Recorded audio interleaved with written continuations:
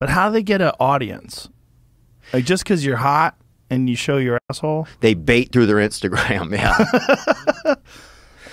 Dude, you know no two assholes are the same. Is that true? I'm sure. It's like a fingerprint. That's crazy. They're going to use that from now on to get into the bank. It's like your retina scan. Yeah. That's how you get into Dan Bilzerian's house. Do you go on OnlyFans at all? No, I logged on one night and then I logged off. You know, I'm trying to stay off of masturbation, stay off of touching my own wiener. Really? Yeah, I don't need to do it. I'm doing cool. You know, I feel better when I don't do it. Is it masturbation or pornography? Well, yeah, pornography I think is nice to stay away from. We talked about this before because my thought was just that it, and you said it's fun. It's just people that abuse it, you know. So I think like I don't like to have those thoughts in my head. It keeps me thinking too much sexual side and not enough like connection side. Right, right. That's the #1 criticism of people who watch pornography is that it makes you think sexually instead of like romantic. Yeah, and if I want to have a family and stuff, I have to have more like, you know, real intrinsic kind of romantic connection thoughts. And I have to be able to control not control my own brain, but let my nature come through that way. Not think like I want to recreate some shit I saw in a film. Right. Right. Or I won't even think that way, but like your subconscious just it remembers the stuff, you know, and it kind of mills around in there, just kind of loiters around your brain and dick a little. How many girls have started to make a living off of OnlyFans now that would just normally have a job and never get paid the same amount of money? Well, it's one of the reasons why we're not seeing that many hot chicks working at Chipotle, I think. Is that what it is? They go OnlyFans? I think it's definitely... But how do they get an audience? Like just because you're hot and you show your asshole? They bait through their Instagram, yeah. Dude, you know no two assholes are the same. Is that true? I'm sure. It's like a fingerprint. That's crazy. They're going to use that from now on to get into the bank. It's like your retina scan. Yeah. That's how you get into Dan Bilzerian's house. I mean, if you really think about how many girls are making like stupendous amounts of money on OnlyFans. Oh, it's baffling. But do you also think, Joe, that... Whoa, OnlyFans is over 1 million creators. So, well, let's imagine that's worldwide. Up from 70,000 in 2019. So all those people jumped on board during the pandemic. That makes sense. This is what I start to worry about. That it's going to be like what is this called, a gig economy? No, what is that? Okay. No, gig economy is like Uber, right? Okay. Would you think of OnlyFans? Does that count? Sure, yeah. Sure. I mean, you could get a gig. They could make a video for a specific person. Same kind of thing. Oh, okay. Do you think it's going to... Cameo. Yeah, it's very... I watched some cameos the other day. It was sad. I got one from Nick Nolte about some dogs at Christmas. I made him make like a video for some puppies that I never... Nick Nolte does cameos? That I didn't have, yeah. Why is he like, oh, hey, Cinnamon and Whisker. Dad loves you. Yeah, I got to find it. Nick Nolte's on Cameo? How is it? Is that weird? Oh, no, Gary... Who's the other guy that looks like Nick Nolte? Gary Busey? Gary Busey. Okay, that makes sense. Yeah. They look very different. He's like, hey, Cinnamon and Whisker. Dad's home. Gary Busey was a great actor who got in a horrible motorcycle accident without a helmet.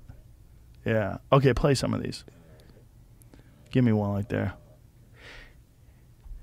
Got my guitar, got my voice, got my thoughts, got my love to send to you in a cameo, however many you want. Just send me what you want me to tell you, and I'll tell you better than you can feel. Bop, bop, bop. There you go. Cameos are us. I love that. Doesn't that make you feel good, though? Did you feel good when you did it? No. No, it made me think you should wear a helmet.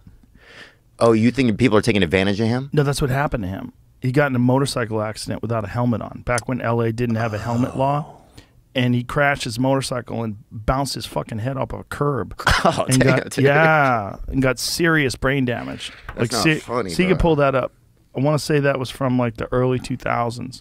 He had a serious... That's why one of his eyes looks different than the other one. Yeah. Because they remade it? His fucking skull got crushed. Yeah. In 1988, the actor, then 44, had just picked up his Harley Davidson from a shop when he tried to maneuver around a bus and accidentally turned too hard, started skidding, and hit his back brake, causing him to fly over his windshield and land directly on his helmetless head. Oh. Yeah. So that is when things went sour. And his hair still looks good, which is crazy. He's got great huh? hair. He's got great hair to hide that scar where they had to stitch his head back together again, I think. That's unbelievable. Not good.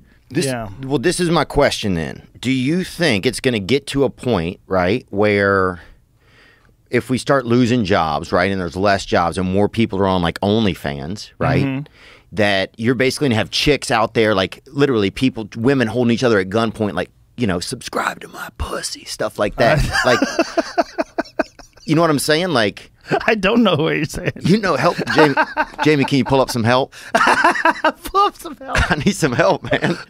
Or, I always have this vision of like two Uber drivers, like you're gonna be my you're my rider. You know what I'm saying? You're my like it's like people like it's all just digital. It's all online, and it's just like people just like subscribe to me now, you know, like literally at gunpoint. Like that's how bad it's going to get. I don't think that's going to happen, but I think there's going to be a lot of people that are doing that to make a living. The problem is, where's the money coming from? Is it going to be subscribers paying other subscribers? Is it going to be like a hierarchy, like someone who makes like $1 million a month paying someone who makes $100,000 a month, who pays someone who makes $10,000 a month? Is it going to be a pyramid scheme for pussy? Yeah. Yeah. I'd almost buy a fake pussy somewhere and put it out there. I don't think that's good enough. I think you have to have the whole body attached to it. Like, what do most girls on OnlyFans do? Do they show like bikini pictures? Like, what are they doing? Showing feet? There's bikini pictures. I know that there's like meetups where like manager companies like have them all go to like a location together, like at the beach, and then they do like, you know, tit touching and like you know, they get together smelling each other's crotch, you know, like stuff. Oh, and so that gets everybody excited, and then they get more like. So they have managers. Stuff animals do, like stuff animals do before their owner pulls them away real quick. I heard that a lot of these girls, when they're interacting with people online, they're not really doing it. That they hire a company, and then someone writes these letters. Because like if you feel like you're going to respond to people and text them, like how many of them are you going to do this to? Like how many can you? How many days? I mean, how much hours in the day do you have? And if people don't know how many you're responding to or who's doing it, like if you have, like, say if you have 1 million subscribers on OnlyFans and you get 100,000 messages a month. Yeah, you got to have somebody helping you. Maybe they just have a person, like a service, who writes like sexy things, like "Thank you, sweetie," heart, yeah, kiss, blowing kiss, you know? Yeah. Like, yeah, you're so sweet, thank you. And there's a fat guy writing those things. You know? Do you remember Marilyn Martinez? Did you know Marilyn Martinez? Marilyn Martinez was a comic at the Comedy Store, and very funny. And she used to do phone sex back in the day. That's how she made a living when she was starting out as a comic. She would get on the phone with guys while they were jerking off, and she'd talk them through it. That's wild. Yeah. Yeah, I just wonder if it's going to come to that where you're going to have, you know, people just helping each other jerk off, and that's going to be, you know. I think it's going to come to the point where you can't jerk off anymore because you're not going to have any genitals.